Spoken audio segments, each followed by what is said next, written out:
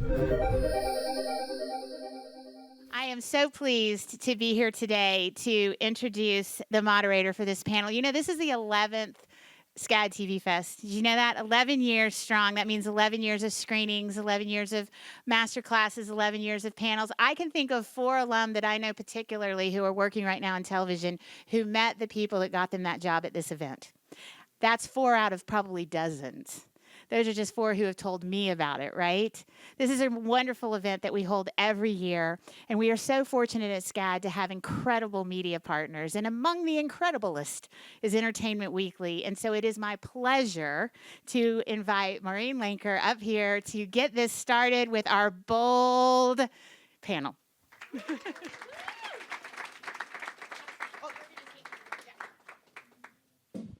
Hello, everybody. As she said, I'm Maureen from Entertainment Weekly, and this is our Bold School panel where we celebrate the incredible women who are defining what it means to be bold and empowered in this industry. And we have 3 phenomenal guests for you today. First, we have Lauren Ash from Not Dead Yet.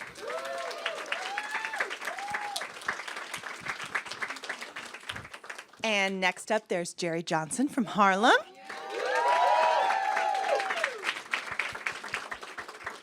And last but certainly not least, we have the wonderful Nicole Byer from Grand Crew.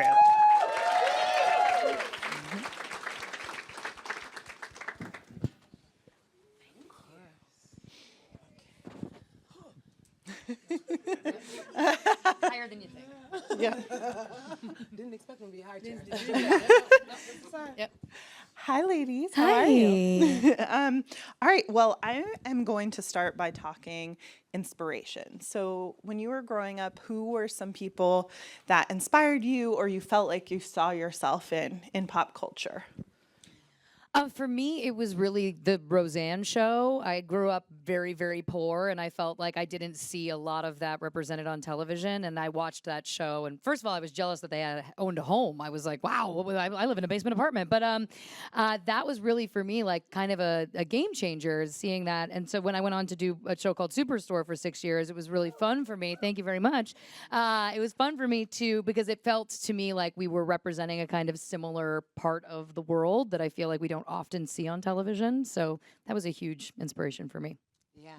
I would say for me, similarly, Everybody Hates Chris. It was like very frugal, but also they lived in a brownstone, and now brownstones are super expensive. But back then it was like Black people in this part of New York lived in these brownstones, and it wasn't like the most expensive thing, and people were just trying to get by, and they were renting out floors and things like that. And so it was like a nod to a time where before gentrification.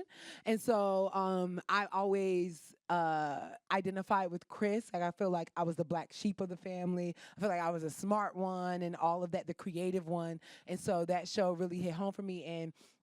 And then to also see the mom who's also on Martin, which was one of my favorite shows growing up, which is like, it was genius. You know, these women were doing comedic genius things, and then to be on a comedy as well, it just feels like a full circle moment. When I was little, I used to love watching Whoopi Goldberg. Like, she had no eyebrows, she didn't look like anybody else, and she wore these fabulous things, and she was loud, and I just feel like, I was like, oh, I like that because it feels like me. Like, I grew up in an all-white town, so I didn't really look like all the other kids in school, so like, I like that she looked so different. And then Marissa Tomei and My Cousin Vinny is one of my favorite performances. Like, when I was little, I loved when she was like, my biological clock. I had no idea what it meant, but she was like so emphatic about it. I was like, get her something, I don't know. But yeah, just strong women who look different is what I loved and gravitated towards. And then coming up in this business, what was a moment you felt you really found your voice? I've been pretty lucky because I do stand-up. So stand-up it's you. It's like you have to be very authentic for people to relate to you, to like connect with you. So I kind of brought stand-up with me into acting things and would bring myself to a lot of roles. And also, I don't know, I'm not good at like pretending to be like anything other than like what I can bring to the table. So I guess since the beginning. I'm lucky. I think for me, I come from a sketch and improv background through the Second City in both Toronto and Chicago. And there was a character that I became so obsessed with playing when I was on the main stage in Toronto. And it was based on like a little classified ad, like a dating classified ad from the back of the newspaper. And I think it said like woman who loves hard rock concerts and roller coasters seeks man for platonic friendship and fun. And I started just doing this random character, and they never let me do it. I always tried to get it into a show, and they were like, it's just not. And then I read a little script for a pilot for a show called Superstore, and I was like, that's her. So I think for me, when I booked that role, I was like, it was a moment where I was like, I knew that that was funny. I knew that there was something there. People told me that I was wrong, but then guess what? I got a very large reward and told, no, actually, you were right. This is hilarious. And now, she's a great character, so. I feel like for me, it was about maintaining my voice and not finding my voice, but knowing that my voice exists in what we could call the classics. And since I went to high school for theater, I went to college for theater, I went to grad school for theater, right? So I've been doing this a long time in the training bubble, right? And so many people are like, tone it down, don't do this, don't do that. And I'm like, since there wasn't no black people in Chekhov, but you hired me, what you expect me to do? And then when people give you like, oh, well, like, let's use examples like Beyonce. I'm like, okay, hire Beyonce then. But it's just like, it's like really being like, okay, this is me and this is my experience. And I understand that like not every character requires 100% of your experience. But if I have to divorce Jerrie of Jerrie in order to play this character in a way that feels like it's sacrificing myself, then I'm like, I don't know if I am who you want. And so for me, throughout my training, it's been like, actually, I need to maintain my voice, because then when I got out of school, it was the things that I have that got me booked, and not like the divorcing of those things that got me the jobs. To echo your story, I had a casting director once. It was one of my first auditions, and she was like, do people tell you to bring it back and tone it down? And I was like, yes, all the time, I'm too large. And she was like, don't do that. She's like, I'm a casting director. I can adjust you. I can bring you down. Most people can't get to where you are. You start at 100, and I can bring you down to a 70. And like that really stuck with me. And I was like, oh, okay. So this lady's telling me that like I'm not too much. I am just enough, and I am just fine. And we can like fine tune the performance. But I agree with you. If you want Beyonce, hire Beyonce. Yeah. And I want to say to you, your brilliance has paved the ways for people to be their authentic self, because you always show up so big. And for me, it feels like my family, right? I'm like, oh, that's somebody in my family. That's how we talk at Thanksgiving, But in other places, you don't see that a lot. And so when you came into the game and showed up as 100% yourself, it gave other people permission to do that. So I want to thank you for that. Oh my God, thank you. So this is bold school, but I think that traditionally society associates boldness or strength with very masculine traits, or they like to put you in the box. So how do you combat or push back against that stereotype? And is there a moment you felt you kind of maybe started to fall into the trap, and how did you subvert it? There was a question that I was asked in an interview about a brutal honesty, right? And it's like, how do you feel about like your friends being brutally honest? And I'm like, I don't actually think we're being brutally honest, and I don't actually think you would ask that question to a man, right? I think we're just telling each other the truth. But we're so used to and accustomed to women wrapping the truth in niceties that when you just say, oh no, girl, don't do that. That is wrong. That's bad. Then it's like, oh my God, that was so brutally honest. But it's not brutal. I'm not telling you, yeah, your personality is trash, right? That's something that you can't change, right? But if I'm giving you my honest opinion, upright and direct, if a man gave it to you, you'd be like, oh my God, I respect him. He gave me his honest opinion. But then when a woman gives it to you, we don't just call it honesty. It has to be brutal honesty. And so I think when we start to think about the ways in which hypermasculinity plays into the conversation, especially as it comes to women and the type of questions that we are asked, and we start to combat those questions so that people can go back and think like, oh, well, maybe we should stop asking women, how is this brutal honesty or whatever words that I play, or Ty being a strong whatever. It's like, I'm a bad bitch, okay? Period. And so it's like, I don't know any other, and I didn't have male figures to be like, yeah, I am pretending to be like, or I'm trying to be. It's, for me, it's the women in my family, period. And so it just feels like, I think sometimes we have to not be afraid to, in those moments when we're sitting in a place of privilege, to be really particular about language and the type of language we're using and who we're using it with. A few years ago, I made a New Year's resolution, which I never do, but it was to stop speaking negatively about myself in any way. And it was truly life-changing. And then it kind of extended past there into a place that initially felt very uncomfortable, which was, I'm not only not going to speak negatively, I am going to actively choose to speak positively. And it started alone. And then I just started doing it. If I had a moment where I was feeling like I looked great, I would say it aloud in front of people. And what was miraculous was how uncomfortable it makes people to hear women compliment themselves. I mean, even earlier today, I was doing a little photo shoot. We all do these little photo shoot things in this thing. And I looked up and I was like, hell yeah, look at that gorgeous woman. She is so hot, whatever. And everyone was like, oh my God. But I think that the idea of being conceited, the concept of being full of yourself, is something that has been put upon us to try and keep us small. And I think that it is a fallacy. You never say anything to a man about being too confident or being too into himself or whatever that person is seen as being, like, you know, powerful, a boss, all these kinds of things. And really, honestly, it has changed my entire life. Like, just I am going to lead with what is true for me. And there are days where also I'll look at myself and be like, not today.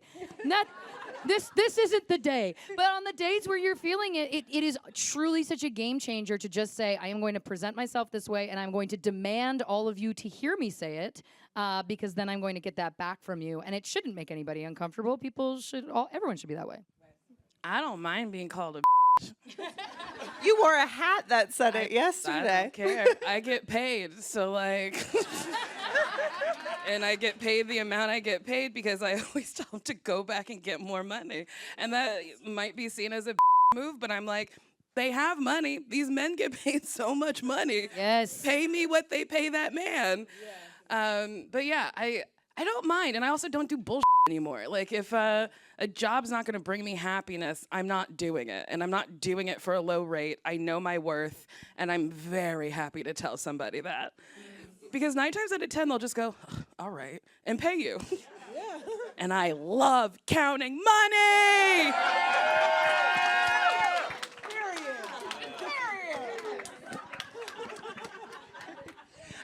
Well, on the flip side of that, how do you take words that are traditionally weaponized against women, like emotional or sensitive, and reframe them as something bold? I'm an emotionally sensitive hoe. You can't tell me nothing about myself that I don't know. I'm like, give me some new information. I'll wait. Because you can't call me ugly and you can't call me untalented. So there's that. I mean, listen, I can't follow that. It's so true. But I think also it's like, it is embracing all of those things that, you know, when people call you overly emotional, it's like, right, well, that allows me to go to places in my work that other people can't go. Why is that a negative? Yeah, I am too trusting of people. Yes, I am too. Like, we can get into the therapy. We don't have to. But all of that stuff, all of that vulnerability, all of those things that are typically considered to be negative traits are what makes people in general amazing. Those are the things that make you you. Those are the things that make you stand out. Being big in the auditions. The same thing happened with me. I go into an audition, I don't give a shit what they think they want. I'm going to tell them what they want. And that kind of delirious confidence only can serve you. Believe your own delusions. Yeah.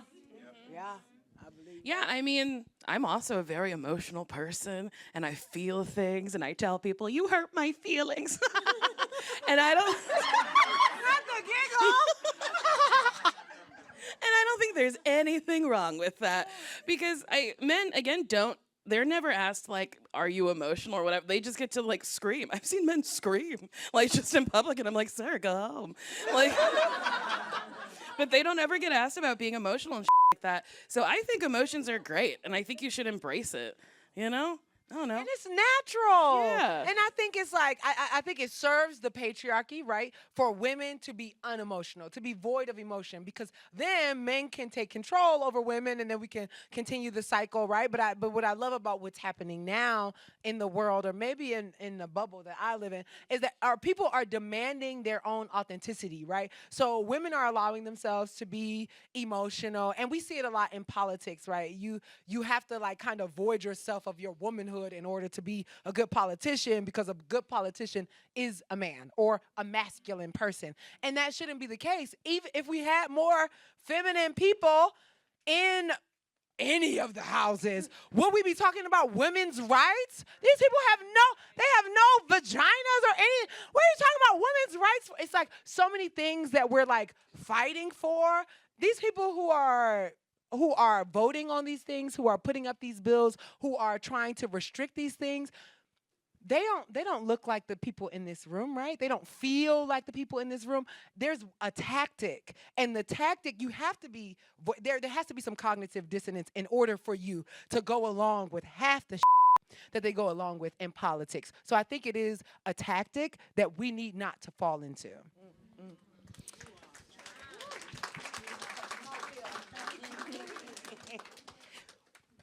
What is a moment in your career where you felt particularly empowered? Every day.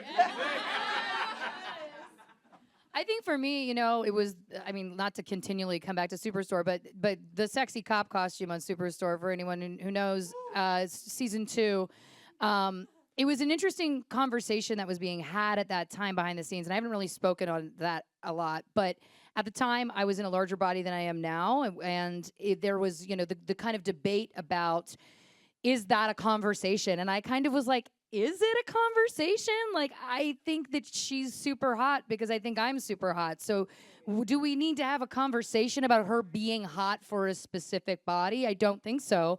And luckily enough, that was the direction we took. But what's so funny is the reaction when I was in that costume was like, she's so brave. Oh, how brave. She's a size 14 and she's put on pleather. How brave. And I was like, that's not brave. Being in those khaki pants the rest of the time on that show, that was being brave. That was not helpful to me. So I think really honestly, like just being in that moment and allowing that story to be told, which we then continued to tell throughout the rest of the series, that it was just like, oh yeah, she's super hot and she knows it and she sleeps with all these guys and that gets all this, attention from men and whatever. And that it was never with a caveat. It was just that it was like, that is who she is because that's what real life is, by the way. Like, I don't know if you know this, but like everyone can get laid. So it's not about having to look a certain way or not. It's possible for all of us. There's a butt for every chair.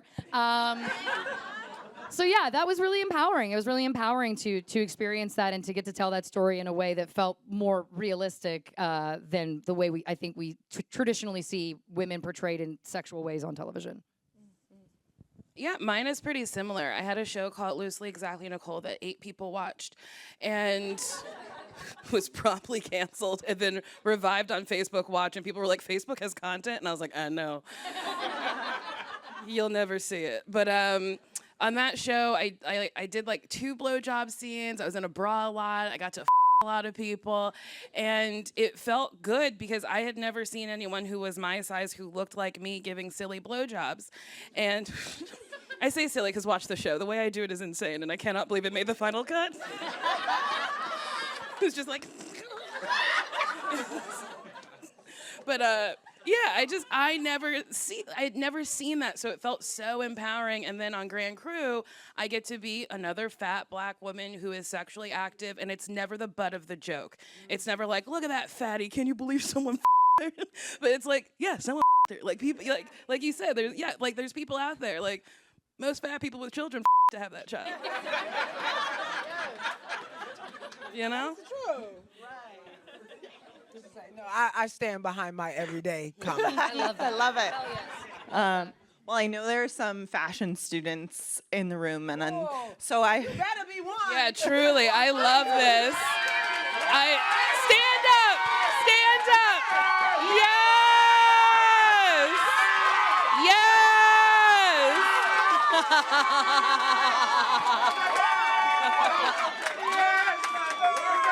Tens across the board. Tens It across is the a board. look. It's so, I've been staring at you because I love it. Oh, what a dream. No crumbs. So first of all, I just want to say, in response to Lauren's comment, that if you take nothing else away from this panel, it's that no woman looks good in khaki pants. But what is a fashion moment you've had as either a character or on a red carpet where you felt like bold and like, hell yeah, I look great? I mean, every day for you, obviously. Okay, well, but there was this one time.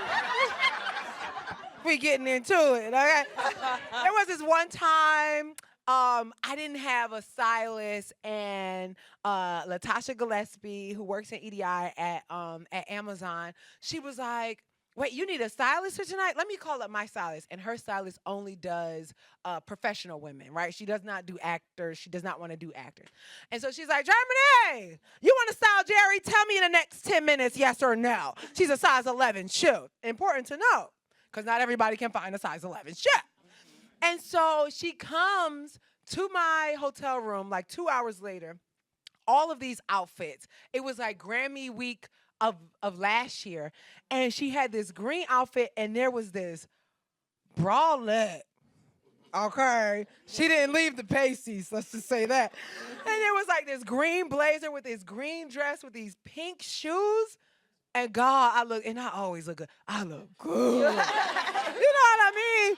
I look good. Served me up on a platter good. And I was like, wow. And then my car was late, so I got to take all these pictures, and my driver was flirting with me during text. And I was like, oh my God, I hope he showed me he fine. Because I'm just like,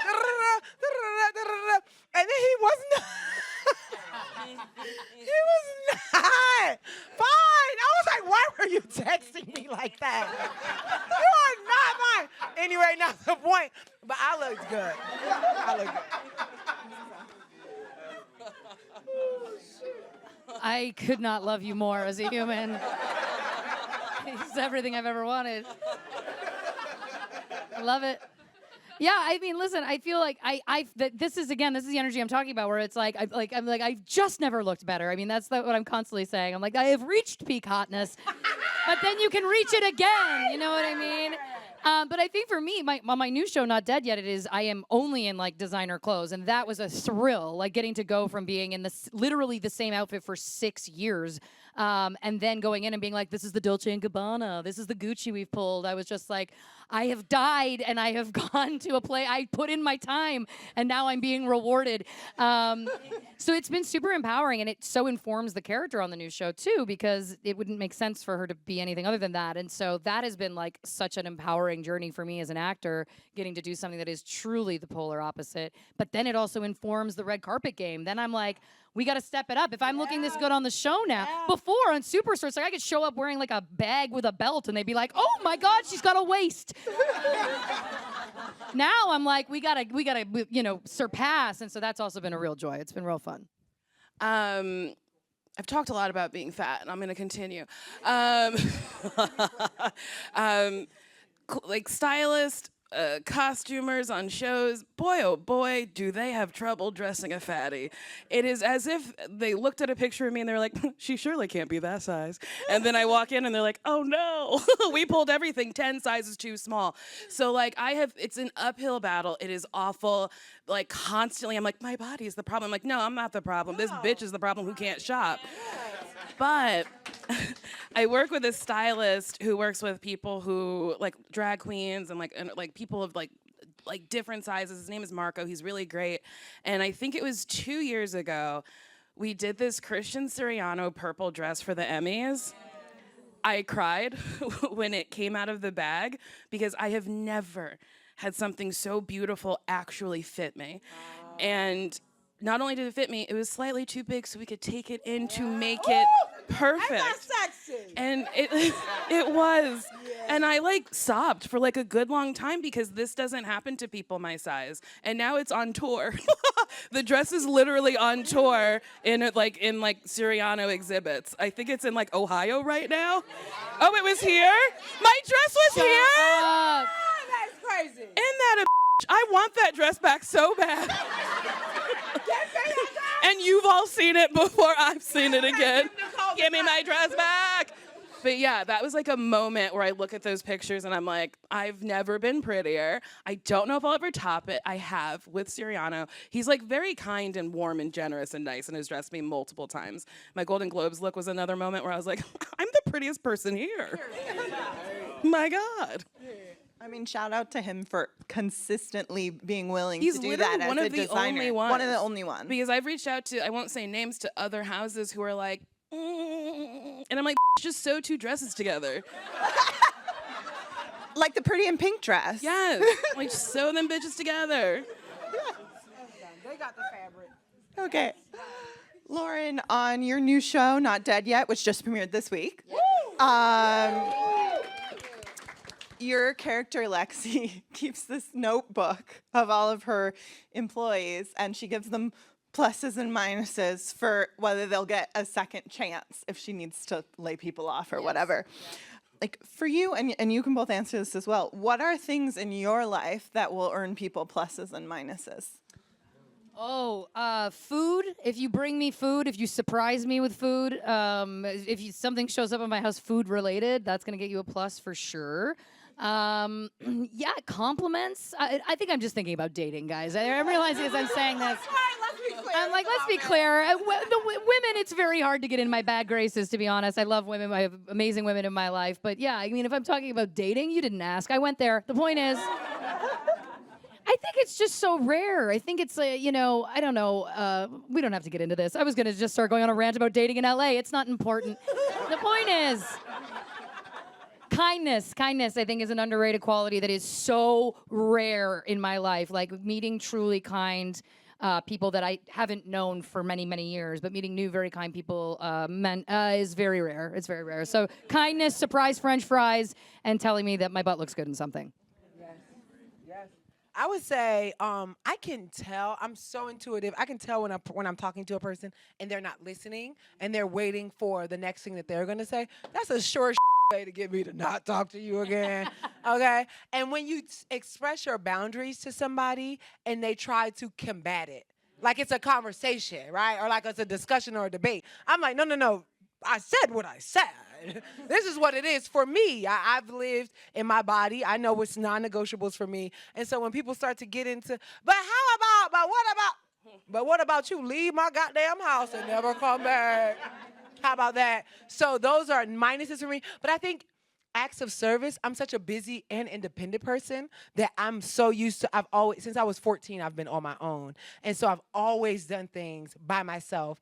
And I used to envy, like when I would go on auditions for schools and stuff, and people would be with their parents. Like I never had that, never experienced that. So I used to be like, oh my God, if I had a parent that was like coming to auditions with me and doing this thing, or even financially supporting me, right? And so I always had to work. And so then when I'm in romantic relationships, it's a little bit difficult for me to like let go of the reins, right? Like you can do whatever you want to do, but like I got me. And so when somebody does something that helps alleviate some of the pressure from me without me having to ask, or with me to, and let me just say, like, it's really important to express your needs and desires to people, right? People should not have to read your mind, bottom line. But there are these moments where you meet another intuitive person that starts to do stuff for you that you didn't know that you needed, so you didn't even know that you had to ask for it, and that is always 17 pluses in my book. Pluses for me. I like silly people. My best friend in the whole world, her name is Sashir. I don't know, she's the person I love the most, but like we'll laugh about dumb stuff. Like we once laughed for like, I don't know, a full 2 minutes about how her shoes are making a noise in like a very silent hallway. And it's not even that funny. It's so funny to me. But yeah, I just love people who are silly, who laugh about nothing, you can just chill with. And then I don't really have like minuses anymore. I think Kim Cattrall said, she's like, I never want to do anything that I'm not having fun for even a minute. And that's what I do now. If I'm not having fun, I'm just leaving. And I'll give you another chance, but then if again I'm leaving, do you know? And then it's like maybe the third time we have fun, and then I'm like, okay, this is nice. I give people lots of chances. I don't hate anyone except for one person who was a server at Giordano's in Chicago.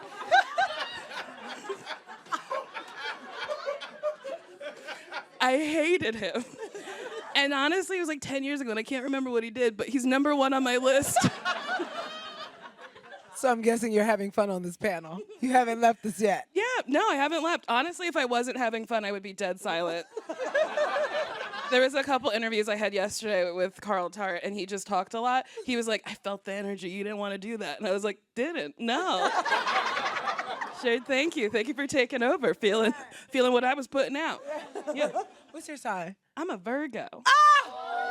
Makes sense, child. Does it? I know Makes nothing sense. about it. Of course, because you're a Virgo. Except that Beyonce's a Virgo. That's all I That's know. all Virgos ever know. Let's be clear. All a Virgo will ever tell you is Beyonce's a Virgo. Sit on that. What are you? I'm an Aquarius, but I do have a Virgo. Period. Period. I do have a Virgo moon and a Virgo rising, so I does that understand. mean? Virgos.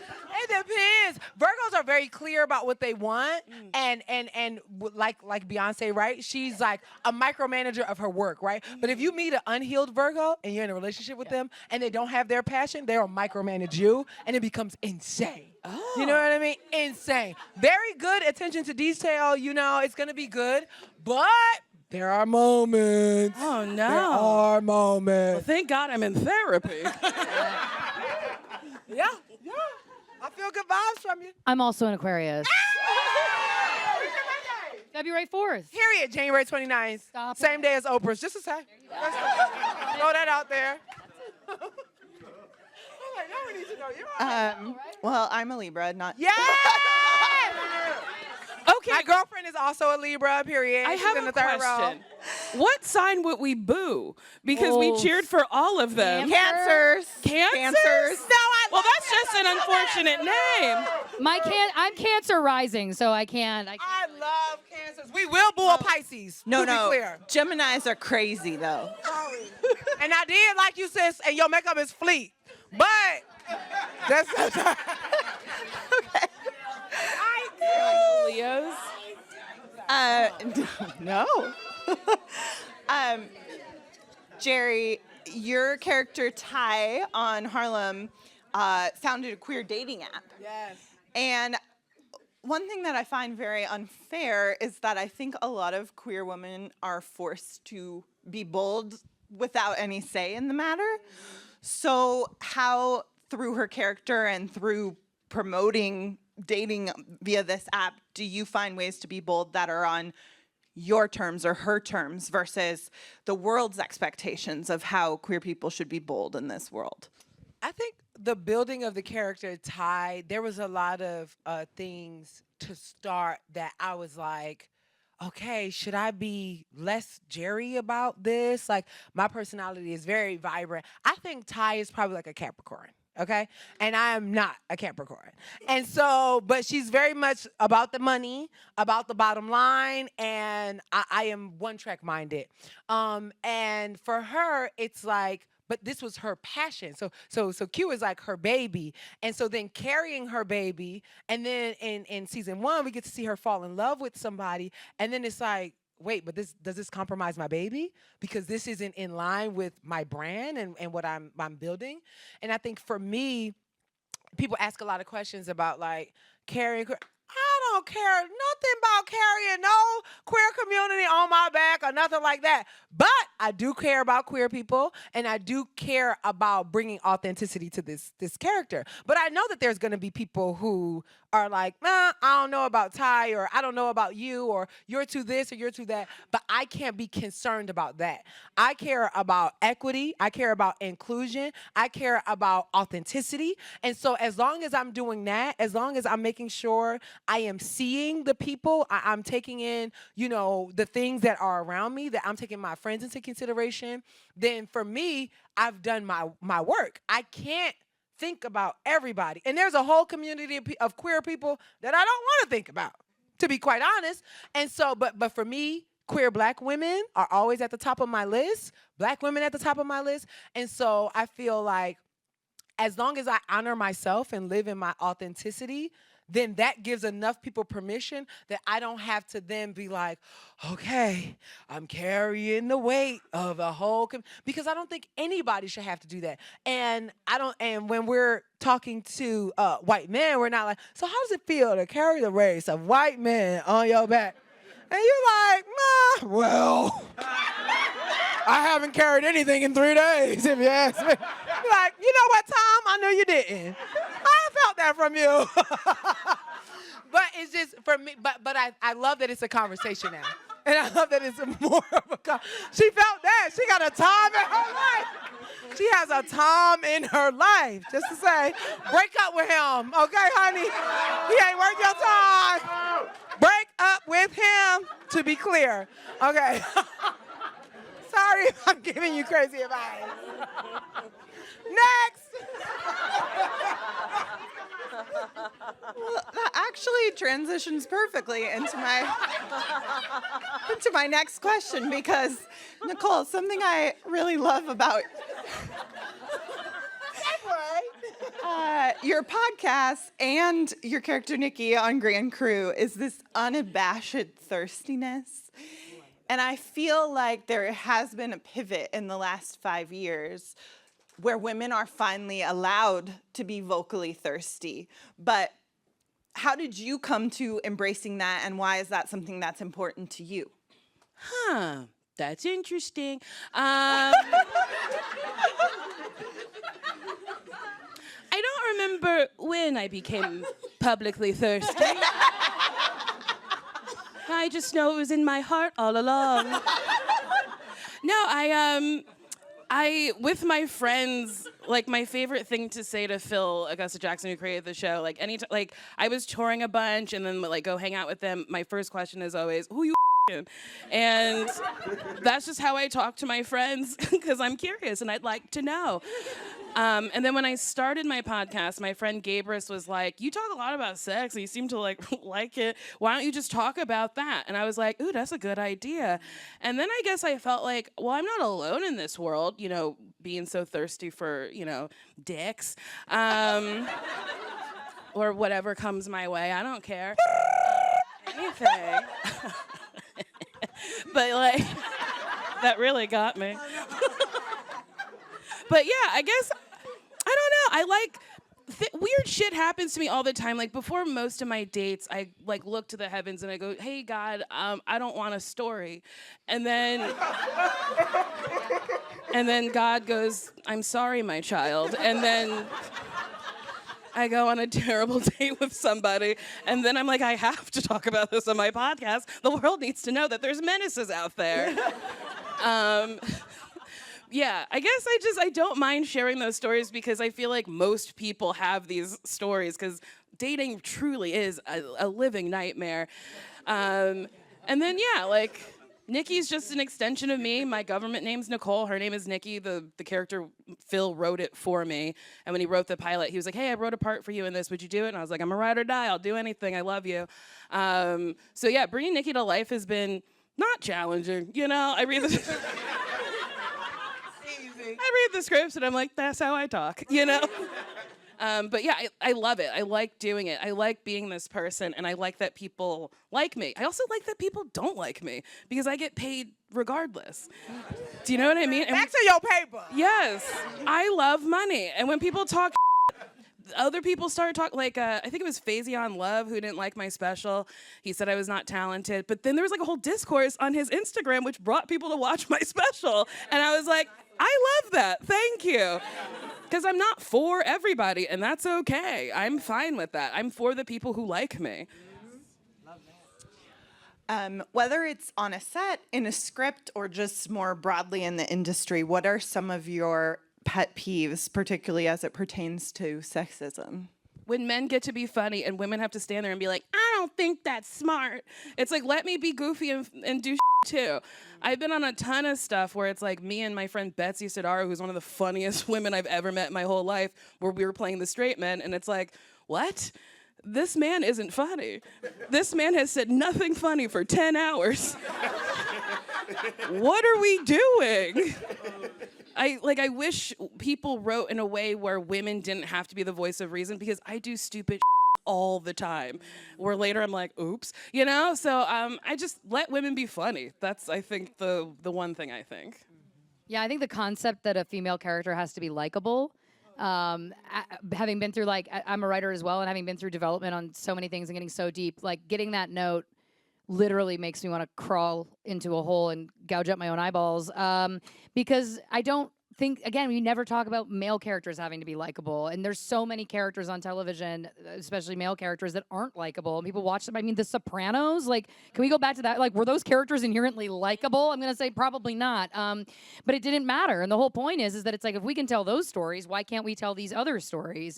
And you know, I've gotten notes on scripts before, and I think the one for me that I will take, I will hold this grudge for 10 years, like that, and I hate that waiter now too, by the way, just for you, is the note was, and I quote, "Can't we have a little more sunshine?"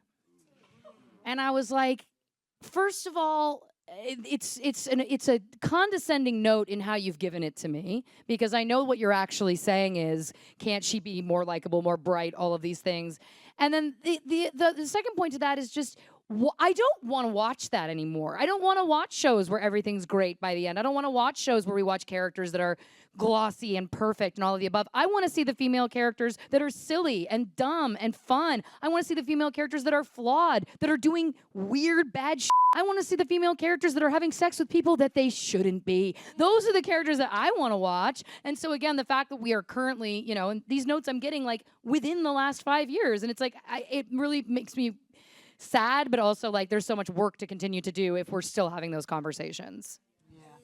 Also that, like, we are constantly the voice of reason for each other, and there's not many people like in the room who are like, okay, maybe she doesn't have to prove herself and create 6 successful shows and a successful movie that's a box office hit before you say, you know what, this story is relevant. Yes. You know what I mean? And women have to do so much more. And it's no nod or hate or whatever to men, but it's just like, historically and in the industry, I mean, the guy who created Game of Thrones came on the first day with a binder that had nothing in it because he knew people were not going to read it, and then the creatives actually created the show.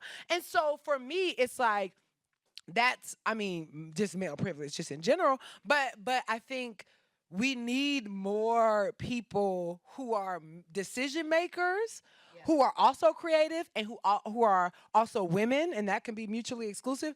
But to say, like, actually, I think this person is brilliant. Or, Mike, I know this doesn't happen in your house, but there are some funny women out there, and there are women who have sex and like it. Just to say. Yeah, to echo your point, my show Loosely Exactly Nicole that 8 people watched, when I was looking for a showrunner, I was told that there was no women at that level, and I was so green at the time that I didn't know to just be like, that's a lie. Like, that's a lie.